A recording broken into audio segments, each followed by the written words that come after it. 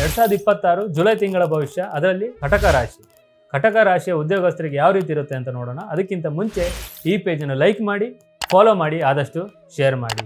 ಉದ್ಯೋಗಸ್ಥರಿಗೆ ಯಾವ ರೀತಿ ಇರುತ್ತಪ್ಪ ಅಂತಂದರೆ, ಉನ್ನತ ಸ್ಥಾನಕ್ಕೆ ಹೋಗುವ ಸಾಧ್ಯತೆಗಳು, ಮತ್ತು ಪ್ರಮೋಷನ್ ಸಿಗುವ ಸಾಧ್ಯತೆಗಳು, ಮತ್ತು ಹೊಸ ಹೊಸ ಜವಾಬ್ದಾರಿಗಳು ನಿಮ್ಮ ಬೆನ್ನಿಗೆ ಬರುವಂಥ ಸಾಧ್ಯತೆಗಳು ಜಾಸ್ತಿ ಆಗ್ತಾ ಹೋಗುತ್ತೆ. ಮೇಲಧಿಕಾರಿಗಳ ಜೊತೆ ಮತ್ತು ಸಹೋದ್ಯೋಗಿಗಳಿಂದ ಪ್ರಶಂಸೆ ಸಿಗ್ತಾ ಹೋಗುತ್ತೆ. ಮತ್ತು ವ್ಯಾಪಾರ ವ್ಯವಹಾರದಲ್ಲಿ ನೋಡ್ತಾ ಹೋದರೆ ಲಾಭದಾಯಕ ಬೆಳವಣಿಗೆಯನ್ನು ಕಾಣ್ತಾ ಹೋಗ್ತೀರಾ.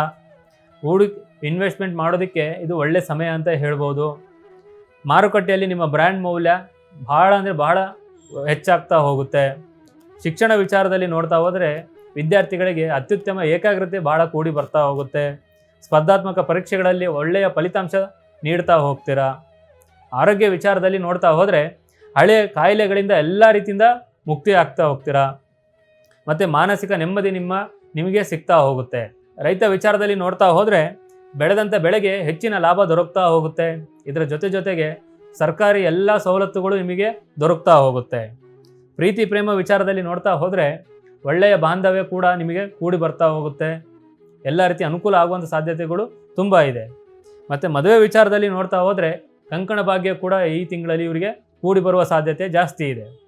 ಮತ್ತು ದಾಂಪತ್ಯದಲ್ಲಿ ಏನಪ್ಪ ಅಂತಂದರೆ ಬಹಳ ಮಧುರತೆ, ಸುಖಮಯ, ಸಂತೋಷದ ವಾತಾವರಣಗಳು ಕೂಡಿ ಬರುವ ಸಾಧ್ಯತೆ ಜಾಸ್ತಿ ಇದೆ. ಹಣಕಾಸಿನ ವಿಚಾರದಲ್ಲಿ ನೋಡ್ತಾ ಹೋದರೆ ಧನಲಾಭದ ಯೋಗ ಜಾಸ್ತಿ ಇದೆ ಈ ತಿಂಗಳಲ್ಲಿ ಇವರಿಗೆ. ಇದರಿಂದ ಹಳೆಯ ಸಾಲಗಳಿಂದ ಎಲ್ಲ ರೀತಿ ಮುಕ್ತರಾಗ್ತಾ ಹೋಗ್ತೀರಾ. ಆಸ್ತಿಯನ್ನು ಖರೀದಿ ಮಾಡುವಂಥ ಸಾಧ್ಯತೆಗಳು ಜಾಸ್ತಿ ಇದೆ. ಇದೆಲ್ಲ ಬಿಟ್ಟು ನಿಮಗೇನೋ ಸಮಸ್ಯೆಗಳು ಕಾಡ್ತಾ ಇದ್ದರೆ ಪ್ರತಿ ಗುರುವಾರ ರಾಯರ ದರ್ಶನವನ್ನು ಮಾಡಿ, ಎಲ್ಲ ರೀತಿ ಒಳ್ಳೆಯದಾಗುತ್ತೆ. ಇದಕ್ಕಿಂತ ಜಾಸ್ತಿ ನಿಮಗೆ ಮಾಹಿತಿ ಬೇಕಾದಲ್ಲಿ ನಾನು ಯೂಟ್ಯೂಬಲ್ಲಿ ವಿಡಿಯೋವನ್ನು ಅಪ್ಲೋಡ್ ಮಾಡಿದ್ದೀನಿ, ಅಲ್ಲಿ ಹೋಗಿ ನೀವು ವೀಕ್ಷಣೆಯನ್ನು ಮಾಡ್ಬೋದು. ಇನ್ನೂ ನಿಮ್ಮಲ್ಲಿ ಜಾಸ್ತಿ ಸಮಸ್ಯೆಗಳು ಕಾಡ್ತಾ ಇದ್ದರೆ ಒಮ್ಮೆ ನಮ್ಮನ್ನು ಸಂಪರ್ಕಿಸಿ.